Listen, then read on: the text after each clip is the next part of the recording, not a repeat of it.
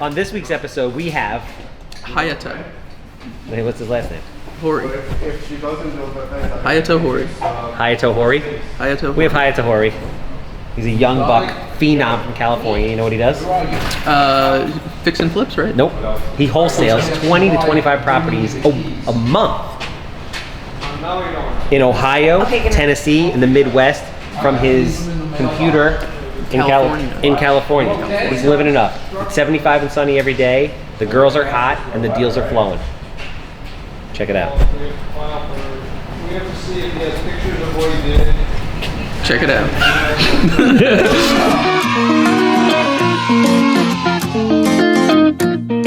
Yeah, kid. Welcome everybody back to another episode of Smells Like Cat Pee with Handsome. We're going virtual tonight. We got a man, young hustler from the West Side, super pumped. We got introduced by a mutual friend. He's a wholesaler, 25 years old, into rentals, wholesaling across the country in California, but getting it done all over the Midwest and doing huge volume, 15 to 25 properties a month, which is absolutely insane. Rocket Offer is the name of the company. He's been in business for 1 year and 9 months. Landlord, wholesaler. Before that, just to get into the game, he was flipping stuff on Amazon, whatever it takes. Love the diehard attitude. He's got a great head of hair. I'm jealous on that. With that, let me introduce Hayoto Hori. Thank you so much for having me, Charles. Appreciate it. Man, thank you for taking the time, man. I really appreciate it, man. I love doing stuff like this because I guess you're probably in the same boat. You're in your business, and sometimes you feel like you're in your own little bubble of a world. Mm-hmm. Meanwhile, like I'm in New York, I feel like New York is its own planet. But there's so many people out there across the country like yourself doing huge business. You at a very young age. So just for the people that are out there that are watching right now, I'm going to be watching later on, like 90-second kind of overview about your journey, who you are and what you do, and then we'll dive into it. Yeah, that's great.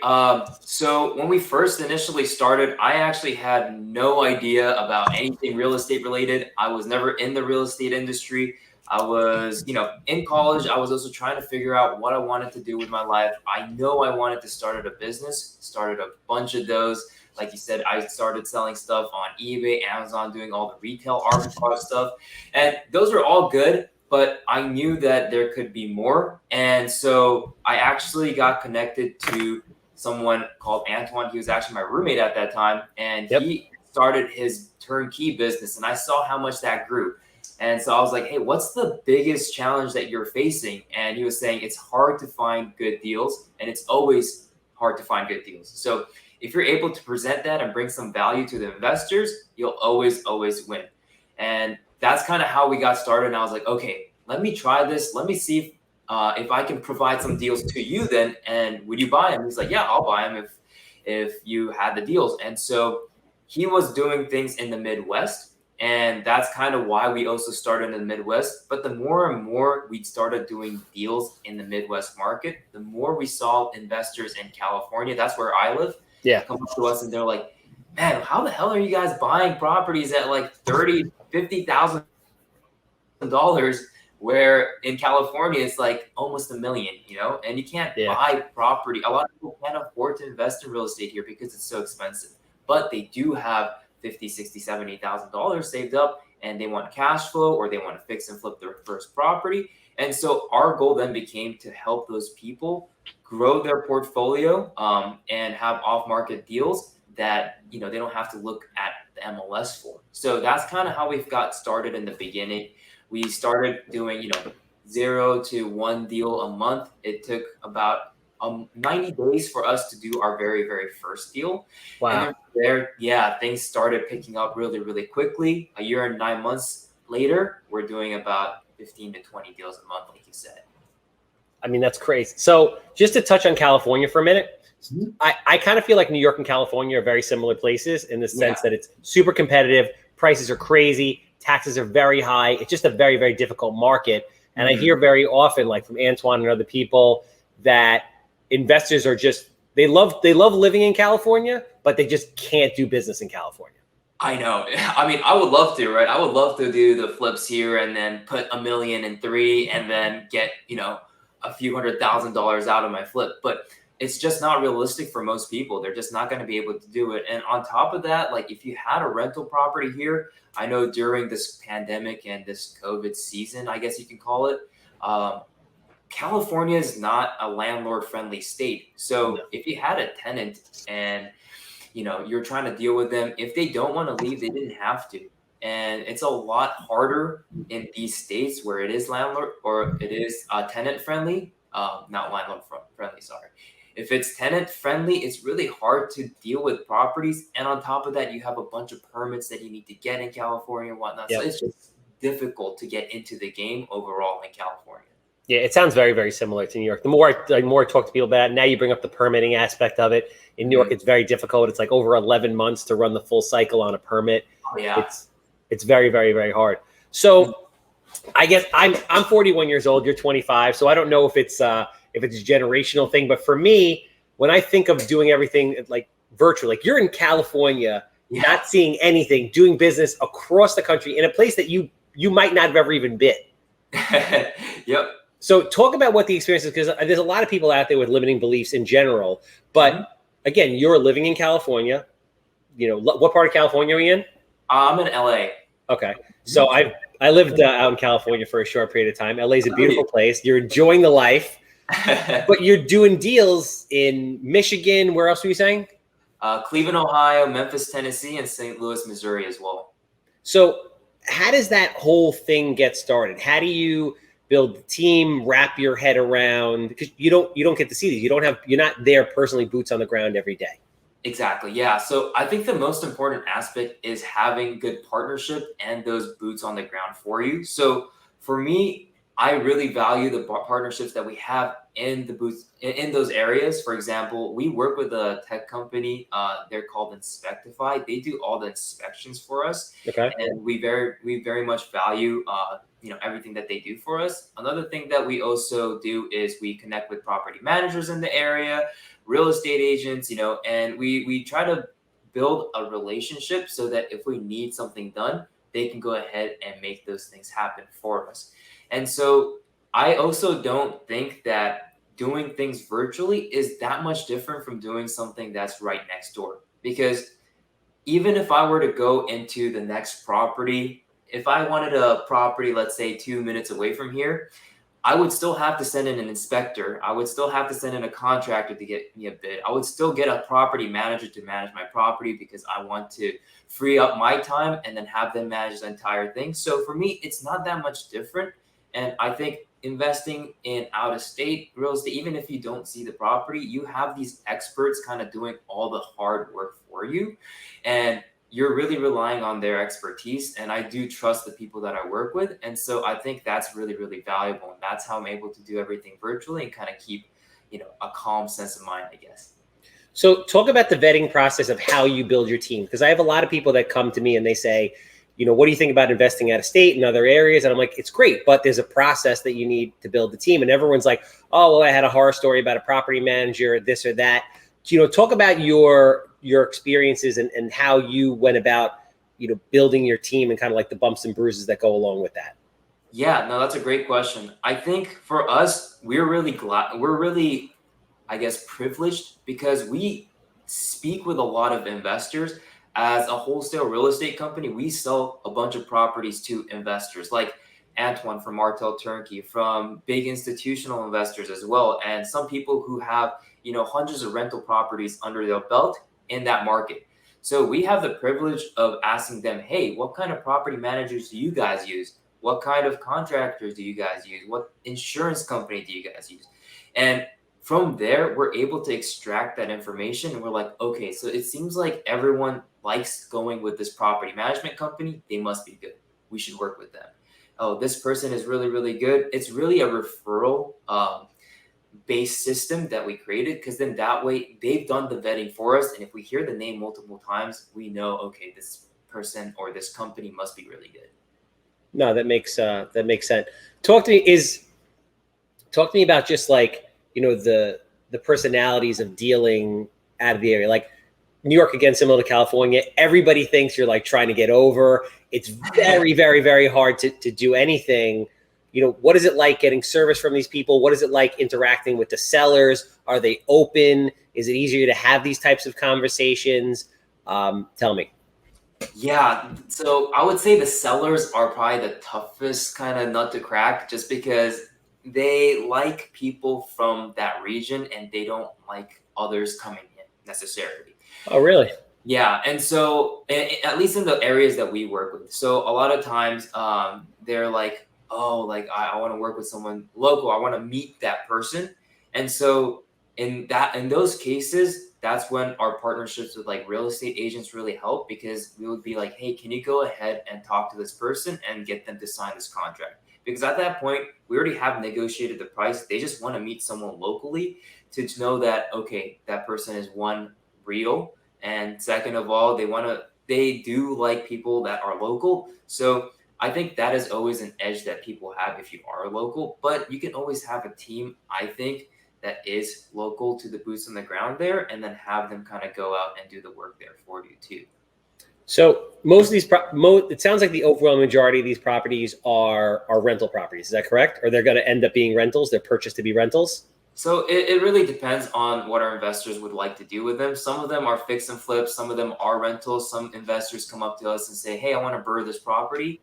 And so it really depends on the investor that comes up to us. But we try to give them all the options that they possibly need to make a decision. And so something that we do that not a lot of, I guess, wholesalers do, and I don't really like using the term wholesalers because it doesn't have a good name. No. And so it really doesn't.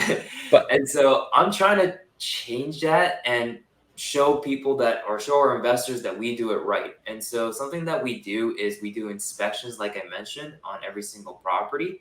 So our investors get a full transparent view of the property. Yeah. And then they also get property pictures, and there's a walkthrough video there as well.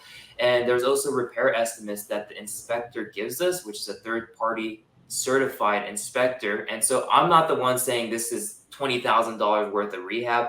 That inspector is giving his or her own idea of what the repair might be. And then we're literally just giving it to our investors and saying, hey, here is a transparent view of the property. Would you like it or not? We suggest that the ARV is this much. We think that the comps are these. And we think that you can rent them out for this much if you do this much work. So we do all of it.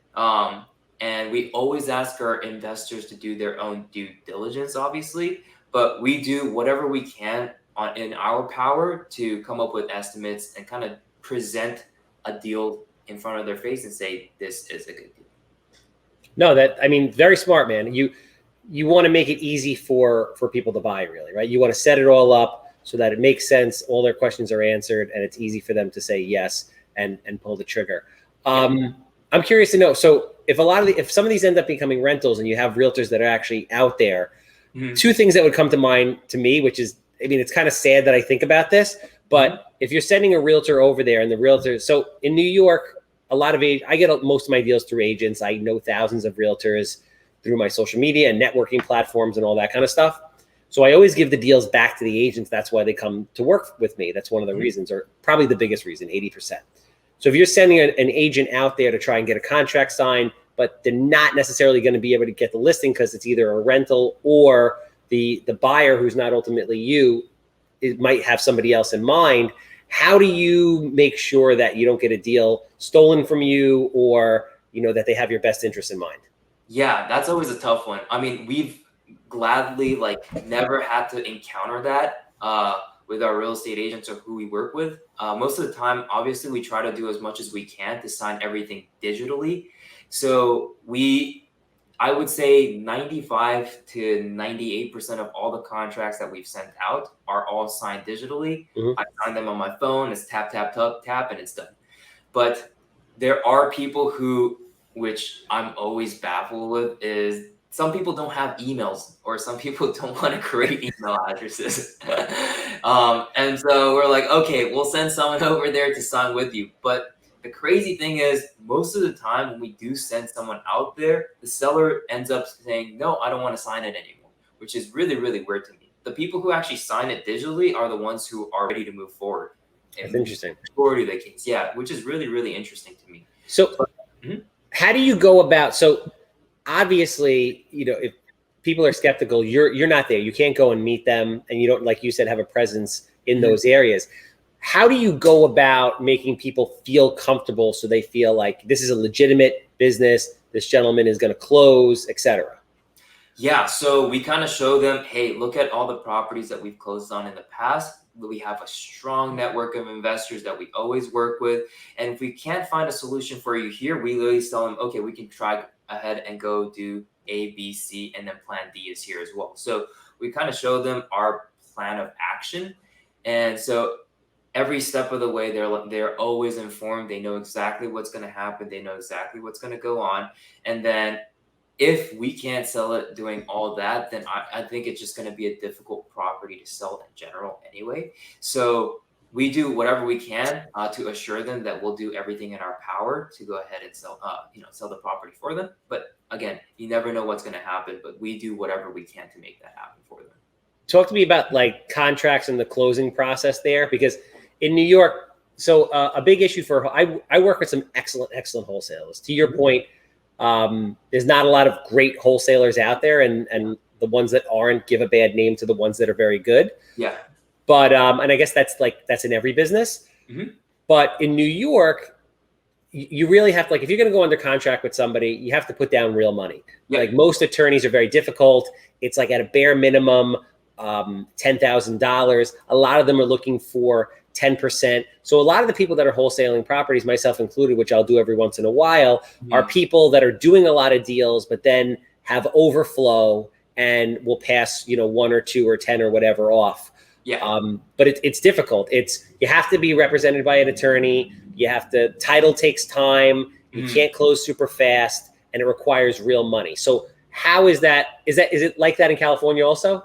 So in California, I'm sure it's very, very slow. I'm sure it's a very slow process. For me, because we're in the Midwest, I think it's a little bit different. So when we get something under contract, yes, the earnest money is about $500. That's kind of the average of what we agree with the sellers. It's completely different. Awesome. It's not $10,000. I mean, $10,000, I feel like is something that you put in an apartment building in the Midwest as earnest money.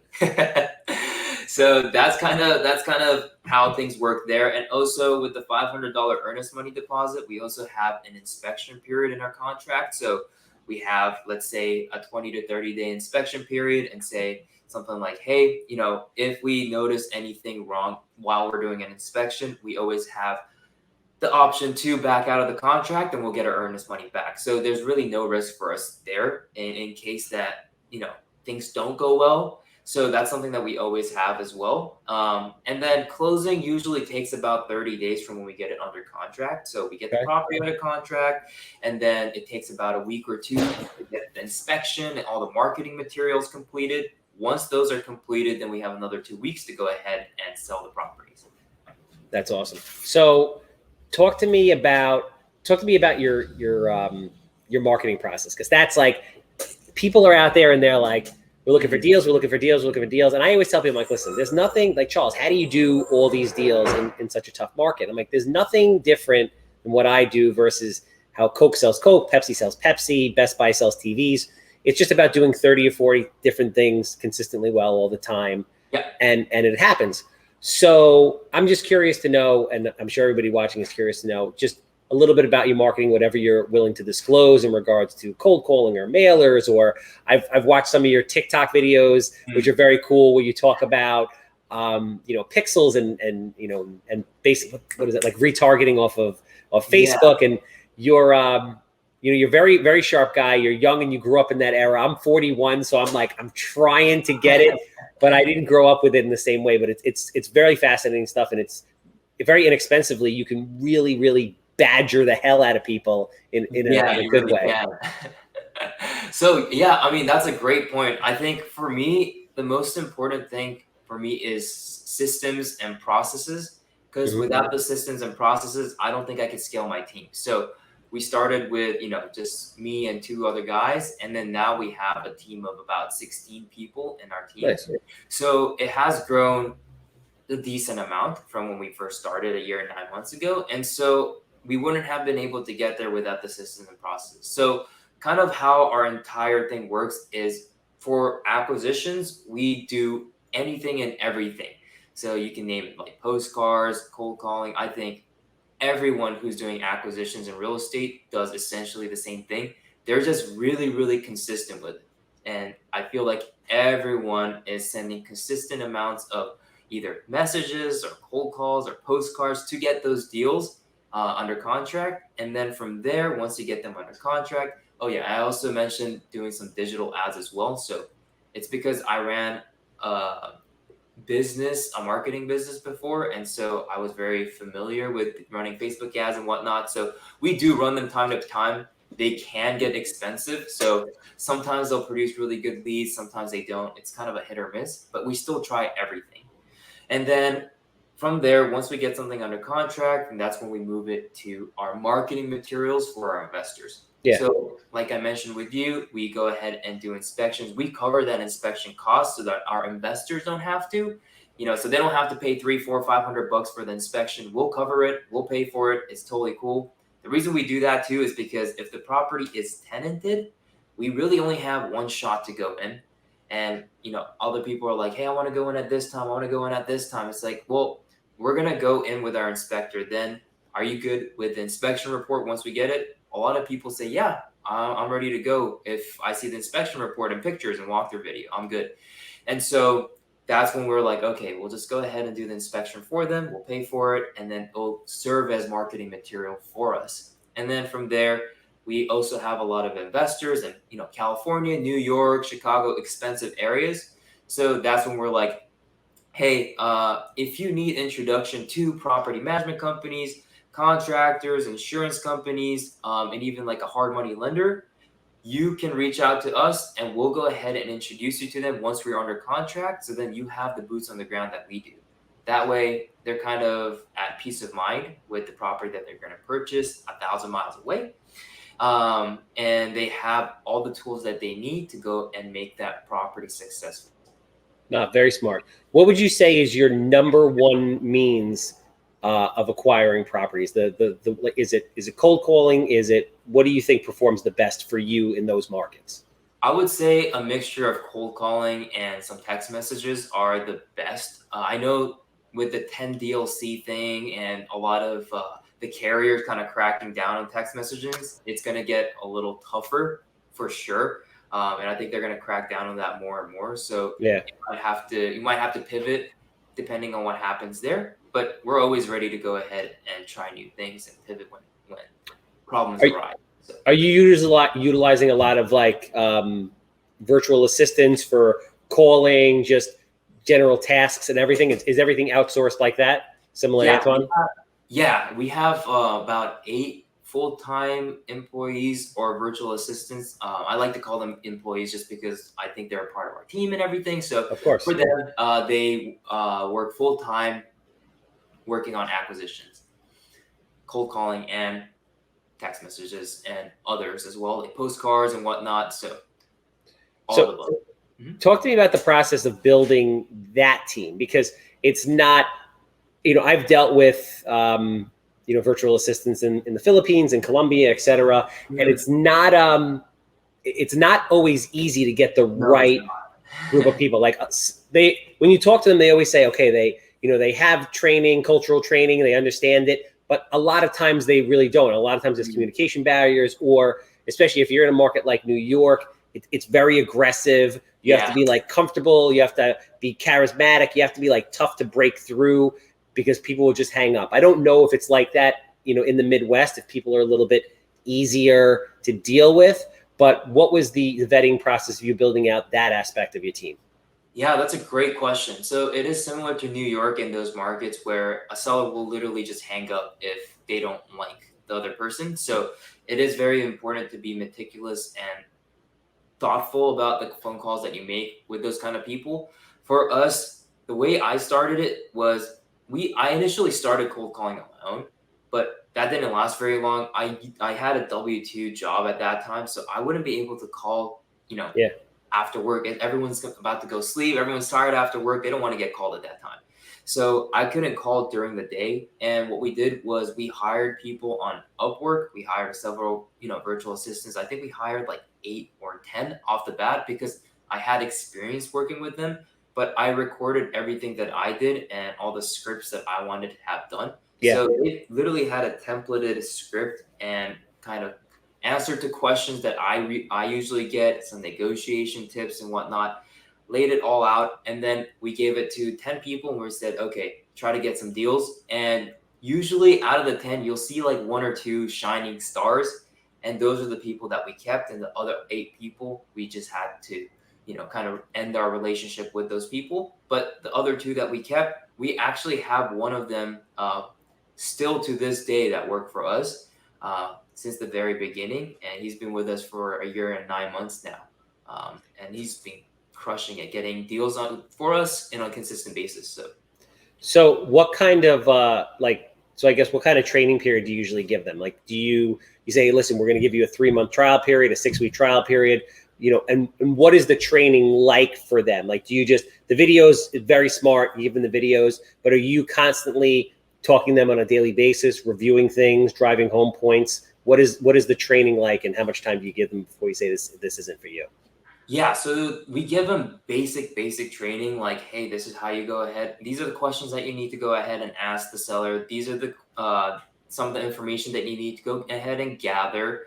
And a lot of times they'll come back and be like, hey, how do I answer this? How do I answer this? And so we do have a manager that we hired that does say, hey, you should go ahead and respond to this. You have to go respond to this. But my partner, who's more on the acquisition side, he does jump in as well and kind of gives them tips on how to go ahead and respond to these people. So it is still somewhat of an involved process. But once you do it over and over and over again, usually within 30 to 60 days, these virtual assistants or our employees, they're really good to go. They know how to respond to people now. They know how the conversations usually go. And it's just repetition. It's kind of like going to the gym.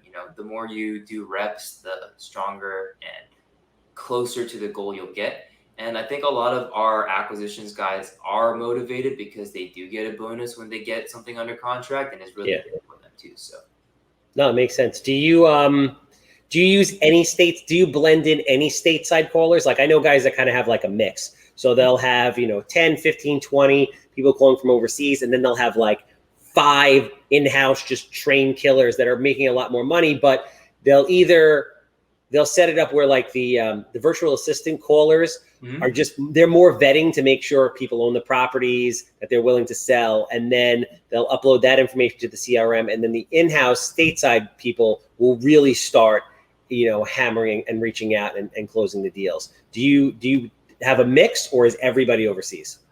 Everyone's overseas. Everyone in our acquisitions team is pretty much overseas, and they actually have the power to send the contract. So I gave them okay to send the contracts out, and they're really the ones negotiating the price and sending the contracts out. I just look over it. I'm like, yeah, that price is good. Let's go ahead and sign it.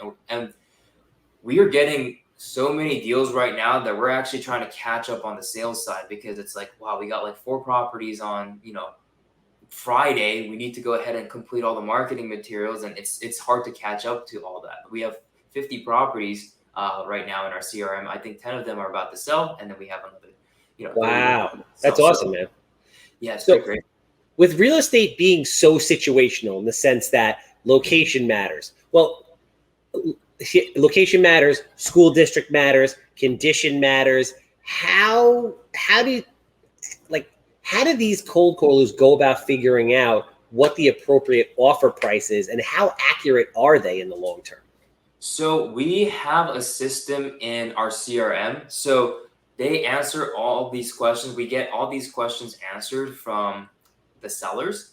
And then they'll go ahead and input all that information. And then we give them a range of, you can offer up to this much from this much. And so they have a range of what they can work with, and it'll literally spit out a number for them.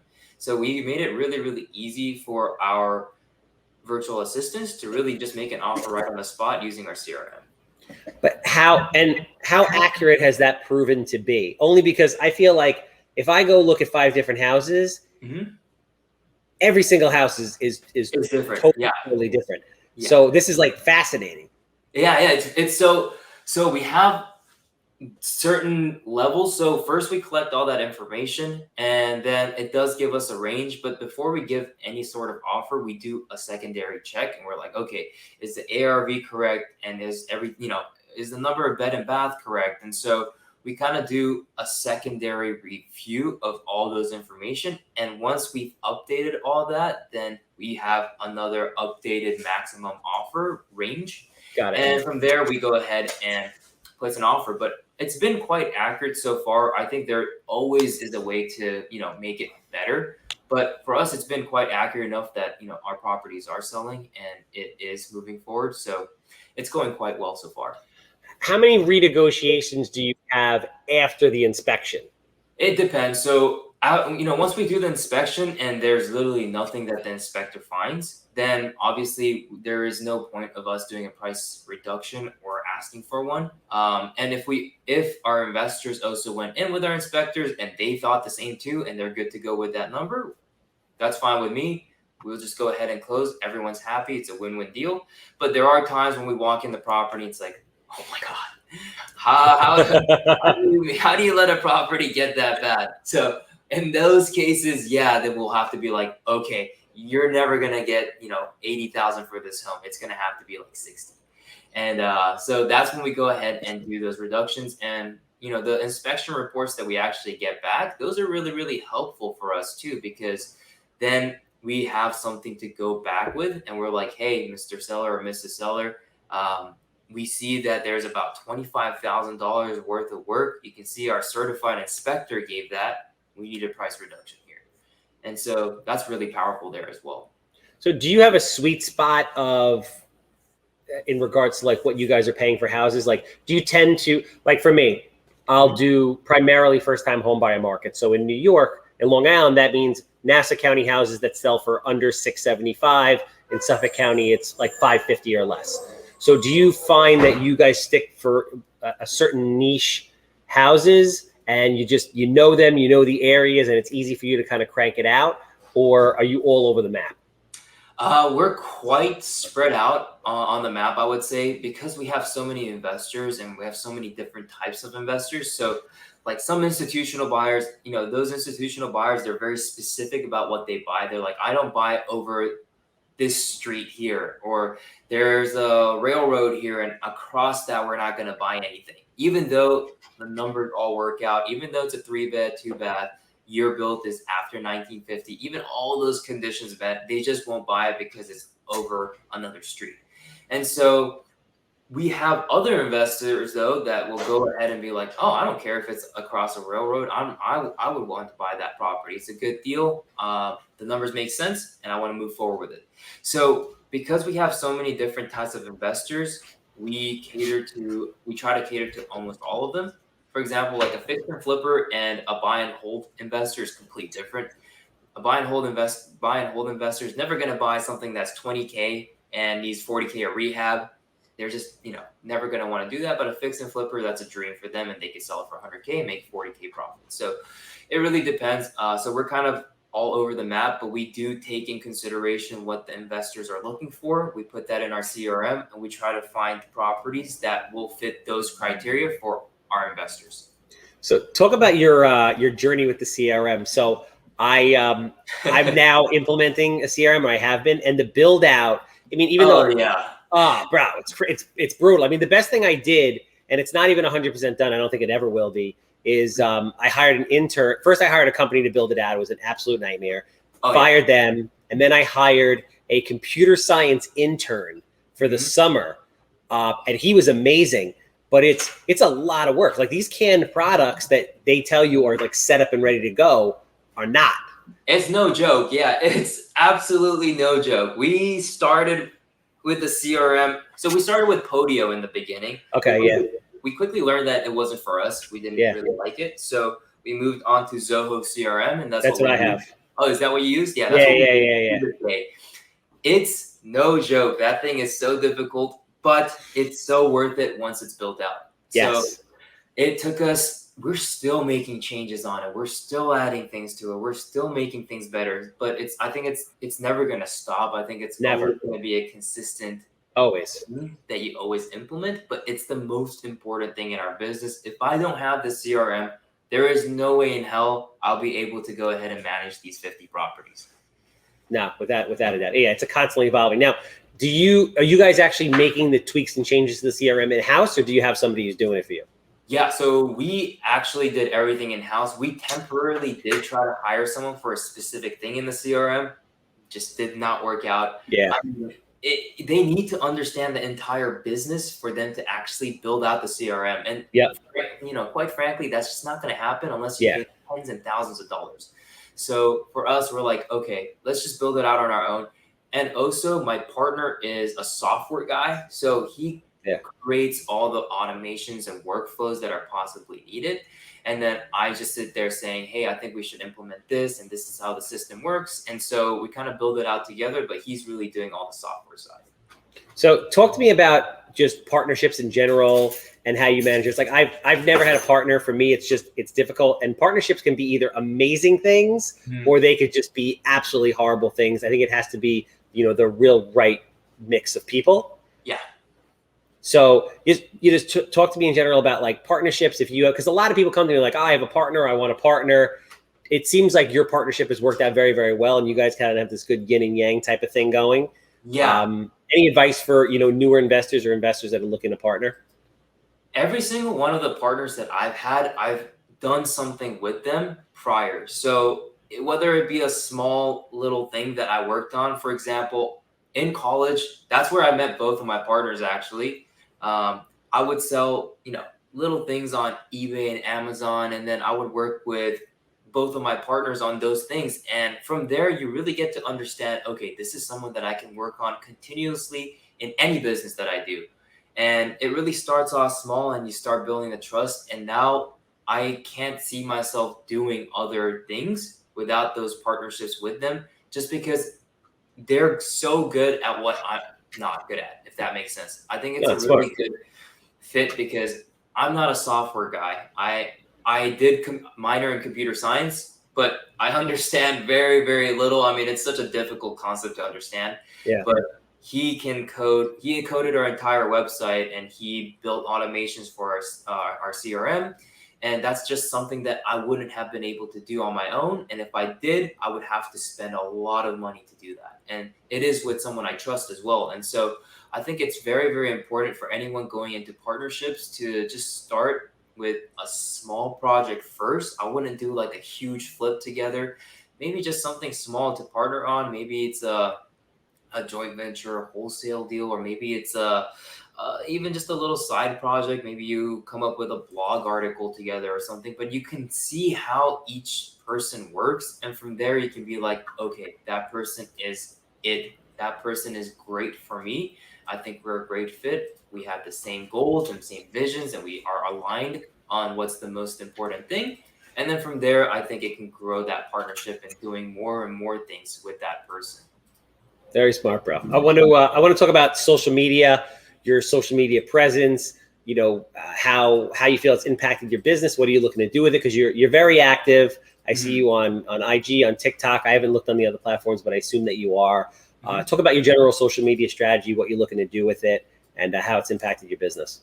Yeah, that's a great question. So initially, I was more invested in Instagram way before TikTok became like a big thing. I was invested in Instagram, and I would always just post what I do, what kind of my journey is, and how I'm doing things so that I can kind of document everything that I do. And if anyone else wanted to see what I did, or if anyone wanted to kind of follow the path that I chose, they can go ahead and do so. And so for me, it's all about just creating value and sharing my journey with everyone. That's the most important thing for me. And at the end of the day, if I can bring value to people, that is enough. And for me, the more value I give, it always ends up being that I get more value paid back to me. So a lot of the investors that we have also on our site came from my Instagram page as well. And I have very, very close relationships with them. Many of them have bought properties from us, and they bought time and time again as well, which I really, really appreciate. And that kind of business relationship is just tough to make on an email, or, if they don't see you creating content day in and day out, I think it's just hard to build that trust. But because I do, I'm able to build trust with a lot of people. And so Instagram is where I initially started. And then I moved on to TikTok. First, it was kind of like a joke. I was like, oh, it's TikTok. Let's see what happens. I saw the potential, which... Oh, it's crazy. It's the most frustrating thing in the world. It's like you'll get one that'll take off and it's like 400,000 views. You're like, yeah. And then the next 3 get like 30 views. And you're like, what happened here? It's very, very frustrating. It's very inconsistent. So TikTok, I would say it's a great platform for you to kind of skyrocket if you want to, and kind of bring your followers from TikTok and channel them into like Instagram or channel them into YouTube. So I think it's a great lead funnel. I think it's a great start to grow your following as much as possible, and then kind of diverge them into different channels. So that's how I see TikTok, and that's why I put so much effort there. But Instagram and Facebook and all those, they're very consistent. So anytime I post something on a reel or something, I know I can guarantee I'm going to get, 2,000 views on my videos every single time. I'm going to get this consistent views. And so I think that's just the nature of how things work there. But I am putting a lot of emphasis on TikTok for the growth. And then I'm going to use that to then push people into Instagram. And that way I can kind of diversify my social media portfolio. That's kind of how I look at it. So a lot of people in every business struggle to come up with content ideas. Yeah. How do you come up with content ideas, and what frequency are you posting? I post once a day. I always want to post more. I know people say like if you post 3 to 5 times a day, obviously you have a higher chance of getting your content blow up by 3 to 5 times if you do post 3 to 5 times a day. But for me, it's just a little bit too much. I think that's a little bit more than what I'm comfortable doing. So I post once a day. And from there, the content does become very, very difficult to come up with. A lot of times I'm like, okay, I don't want to say the same thing, but I have to. And so what I do a lot of times when I do get confused about the content, or if I get a little bit worried that it's the same content, I will look at other creators and other people who post content, and I will kind of use that as a base and foundation. I'm like, I haven't done that before. Let me try that. Or I would look at the trends that are going on TikTok, which always changes, and I'll try to jump on that trend and come up with content that I've already made in the past, but with a different spin. So yeah, it's a lot of work, man. It's like I started doing it on my own, and then I hired somebody and I worked with a half a day a week. And then I hired somebody full-time to work with me. And now I have 3 people back there cranking out content all day. Yeah, but it's a lot of work, man. It's a lot of work. But the impact is huge. Like today I was out east looking at a property that a gentleman hit me. I said, hey, how'd you hear about me? He goes, oh, I follow you on Instagram. Oh, and that's crazy. Now I have the opportunity to buy a property. So it goes back to what you were saying before. You have to be doing all these different things consistently well all the time. We had a question come in regards to partnership structure. Junie Nunez is curious to know, do you have everyone you partner on a deal with have an attorney draw up a joint venture agreement, or do you just kind of go off a handshake? So yeah, we do have like a partnership agreement. So when we formed the LLC, they're part of the LLC actually when we formed the partnership. So everyone's kind of an owner of the LLC, and in that LLC documentation, that's kind of where all the all the words are written out. But for me personally, as long as I trust that person, I honestly don't really mind what's in the document. I mean, it's always good to have an attorney drafted, just because you don't know what's going to happen. But for me, I trust the partners that I'm working with in Rocket Offer so much, to a point where I really don't care whether it's there or not. But in any other partnerships, I would 100% make sure that there is something written up with an attorney. Otherwise, you might get screwed at the end. It's just because I've known them since college. I've known them for a long time. I think it's always good to have that kind of documentation and a second review from an attorney. But for me, I personally trust them enough where I wouldn't need it if I didn't have to, but we do have it in place. No, very smart, very good advice. Last question is, you're a very young guy. You're doing very well, it seems. You've been involved in a lot of different businesses at a very young age. what are your ultimate goals 5-10 years down the road? What's the game plan? Yeah, so for me, I want to grow this company as big as I possibly can. We want to make this a nationwide company. I want to be doing like 100 deals per month and more.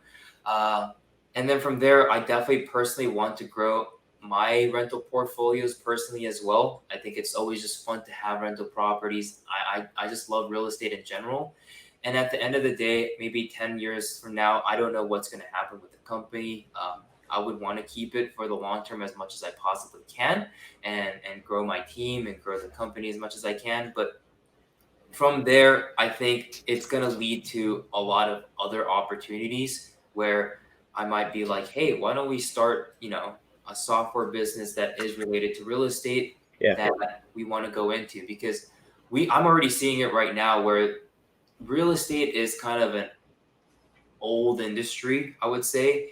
It hasn't been developed in a while. And so 100%. You're seeing a lot of software companies come up, and it's very, very valuable in the real estate space. And right now, I mean, one of the biggest companies in real estate, Zillow, they're using their data to leverage a lot of, deals. And I know they're trying to fix and flip a lot of properties. They have all the data to do it. And that data becomes really, really important. So, maybe in the future we'll do something software related, but as of right now, I just want to focus on my company and grow it as much as I can. And from there, we'll see how things go. But I do want to give back too. So I know like 30, 40 years from now, maybe I do want to go back to like university or, even high schools and kind of teach financial literacy, because they don't teach you this stuff in school. Nah, nothing, man. Nothing. Yeah. So that's my goal too. I want to give back. I want to show people, but I want to do it first too. I want to show people that if I can do it, anyone can do it. I'm not the smartest guy in the world. I never think I am. I always like to surround myself with smarter people like you, Charles, and then, learn from everyone else. So if I can do it, anyone else can do it. That's just what I want to show as well. I love it, man. Listen, I appreciate you taking the time. You have a great attitude, super sharp guy. It's awesome to see the success. I recommend that people follow you. There's a lot of great content on there. I was watching just a few minutes before the podcast started. If people are interested in working with you, meaning they're invested looking to purchase in the areas that you currently work or possibly would in the future, or just following to learn bits and pieces to get into it, how do they find you on the different platforms?